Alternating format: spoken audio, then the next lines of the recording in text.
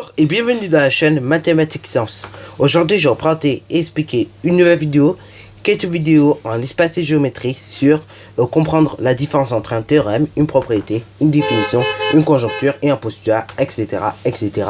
Également, donc on va essayer de comprendre du coup en parallèle ce que c'est que la notion de réciproque.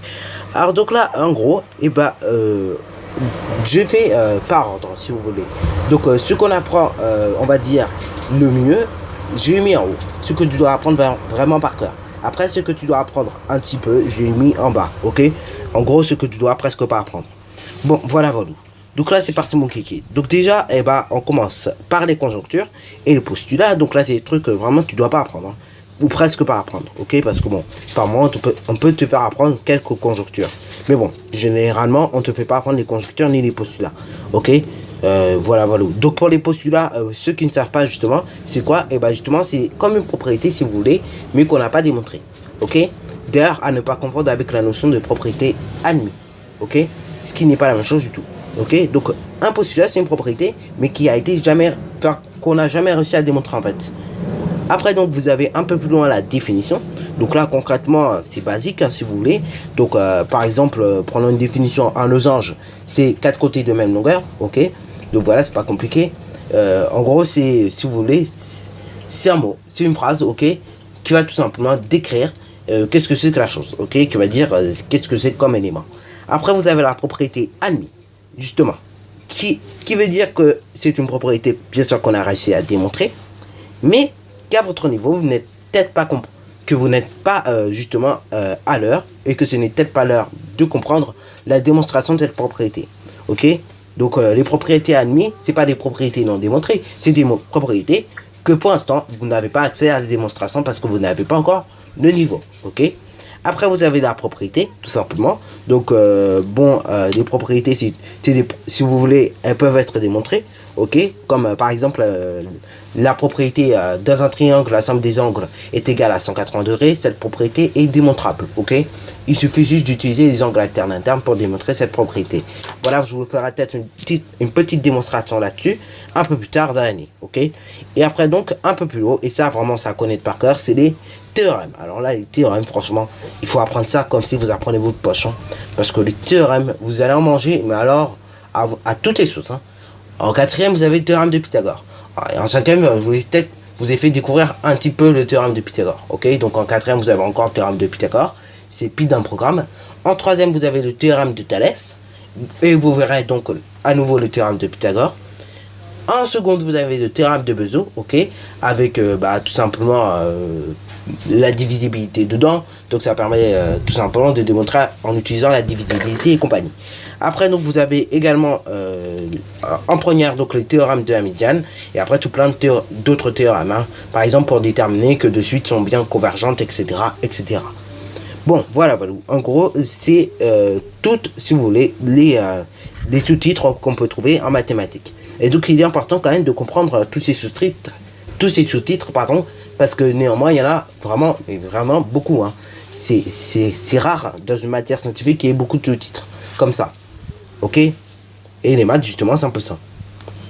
Voilà. Donc là cette fois-ci voici un parallélogramme et une propriété à côté. Donc là nous avons la propriété qui est la suivante, c'est si un quadratère est un parallélogramme, alors ces diagonales se coupent en leur milieu, ok. Donc là nous avons la propriété, nous avons la petite figure à main levée qui est dessinée en vraie grandeur pour bien comprendre la chose. Donc en gros tout simplement une propriété, on a dit c'était une chose qu'on apprenait mais qui peut être démontrable, ok. Une propriété admise par contre c'est une propriété qu'on peut démontrer mais qui n'est pas démontrable à votre niveau, enfin du moins de manière compréhension. Bon voilà. Donc là concrètement tout ça pour vous dire, on va parler de réciproque ce coup-ci. Donc on dit qu'une propriété est réciproque lorsque justement on inverse quelques mots de la propriété principale. Donc en gros il faut chercher déjà d'une part les mots principaux tout simplement de la propriété, ok. Une fois que vous avez trouvé les mots principaux, vous les inversez.